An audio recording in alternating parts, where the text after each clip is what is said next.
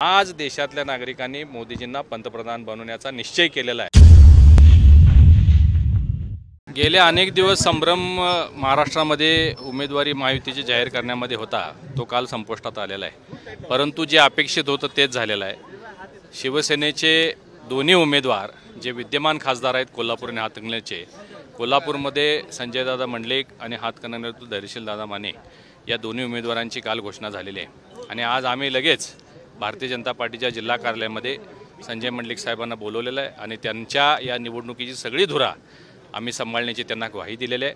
खरं पाहता देशभरामधल्या नागरिकांनी प्रधानमंत्री मोदीजींना तिसऱ्यांदा पंतप्रधान बनवण्याचा निश्चय केलेला आहे आणि त्यासाठी आम्ही सुद्धा कोल्हापूर जिल्ह्यामध्ये, सांगली जिल्ह्यामध्ये, सोलापूर जिल्ह्यामध्ये या 3-4 जिल्ह्यामध्ये गेले 2 वर्ष आम्ही सातत्यानं आमचं भारतीय जनता पार्टीचं नेटवर्क वाढवणे, पदाधिकाऱ्यांच्या नेमणुका, आलेले सगळे कार्यक्रम, विकासाची कामं हे सगळं प्रभावीपणानं राबवल्यामुळं एक खूप मोठी ताकद भारतीय जनता पार्टीची कोल्हापूर जिल्ह्यामध्ये आणि परिसरातल्या जिल्ह्यांमध्ये निर्माण झालेली आहे। या सगळ्याचा फायदा येणाऱ्या निवडणुकीमध्ये हे दोन्ही खासदार आमचे महायुतीचे निवडून येण्यासाठी निश्चित होईल याचा मला विश्वास आहे। 2019ची लढत माहीत आहे, कार्यकर्ते आता जुळवून घेणार, काय वाटते? मी त्या प्रकारच्या भावनाही आता या मेळाव्यात उमटल्या। मी आपल्याला सांगितल्याप्रमाणे 2019च्या निवडणुकीची समीकरणं वेगळी होती, 2014ची निवडणुकीची समीकरणं वेगळी होती।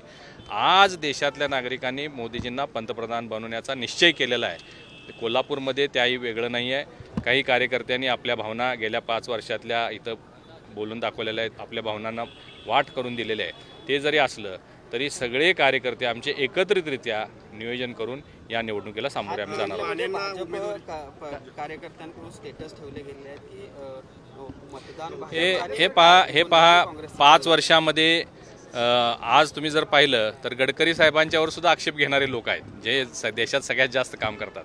त्यामुळे अशा पद्धतीनं काही कार्यकर्त्यांनी भावना व्यक्त केल्या तर त्या दुरुस्त होतील। भाजपचा एकही पदाधिकारीने कार्यकर्ता या निवडणुकीमध्ये अलिप्त राहणार नाही किंवा वेगळी भूमिका घेणार नाही, हे मी तुम्हाला आश्वस्त करतो। निवडणुका म्हटल्यानंतर टीका टिप्पणी आल्या, परंतु समोर कोल्हापूरची, त्यामुळे टीका टिप्पणीवर बंधनं आलेत असं वाटत नाही। आपण आता पाहिलं असेल की आमच्या भारतीय जनता पार्टीच्या सगळ्या पदाधिकाऱ्यांच्या मेळाव्यामध्ये मी जाहीरपणानं सगळ्यांना सांगितलेलं आहे की छत्रपती शाहू महाराज ही कोल्हापूरची अस्मिता आहे आणि त्यामुळे या निवडणुकीमध्ये सामोरं जात असताना कोणत्याही पद्धतीची टीका टिप्पणी महाराजांच्यावर करायची नाही आहे। आपण फक्त प्रधानमंत्री मोदीजींचं गेल्या 10 वर्षातलं काम लोकांच्यापर्यंत पोचवायचं, त्याच्यापूर्वीच्या 10 वर्षाच्या काँग्रेसच्या घोटाळ्यांची मालिका, भ्रष्टाचाराची मालिका हे लोकांच्या समोर मांडायचं आणि प्रधानमंत्री मोदीजींना साथ द्यायची अशा पद्धतीने। देश विदेशातील प्रत्येक घडामोडींचे लाईव्ह अपडेट मिळवण्यासाठी आता साम टीव्हीच्या सर्व सोशल मीडिया प्लॅटफॉर्मला लाईक, फॉलो आणि सबस्क्राईब करा। तसंच सर्व नोटिफिकेशनसाठी बेल आयकॉन प्रेस करायला विसरू नका।